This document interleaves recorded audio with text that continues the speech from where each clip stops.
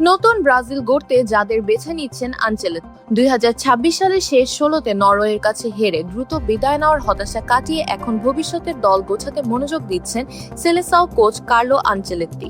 ইতালির কোচ হওয়ার প্রস্তাব ফিরিয়ে দিয়ে সিবিএফ এর প্রতি নিজের প্রতিশ্রুতি পুনরাবৃত্ত করেছেন তিনি। 2030 বিশ্বকাপ পর্যন্ত দায়িত্ব বাড়িয়ে নিয়ে নতুনভাবে ব্রাজিল ফুটবলকে গড়ে তোলার ঘোষণা দিয়েছেন এই Italian mastermind. Syntax rechargeable fan দিচ্ছে টানা 7 ঘন্টা ব্যাকআপ। নেইমার জুনিয়রের বিদায়ের পর ব্রাজিলের ফুটবলের একটি যুগের অবসান ঘটেছে। আনচেলত্তি স্পষ্ট জানিয়েছেন, অতীত থেকে শিক্ষা নিয়ে এখন নতুন চক্র শুরু করার সময় এসেছে।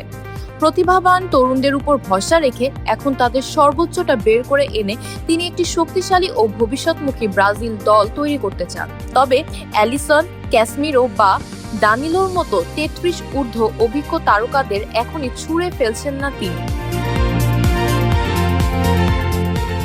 আনচেলত্তির মতে তাদের অবদানের প্রতি সম্মান রেখেই দল রূপান্তরের কাজটা ধীরে ধীরে করা হবে। এই নতুন মিশনকে সামনে রেখে আগামী সেপ্টেম্বর-অক্টোবরে অস্ট্রেলিয়ার 2টি এবং কলকাতায় একটি প্রীতি ম্যাচ খেলতে মাঠে নামবে Brazil. BD archive desk, Deepika.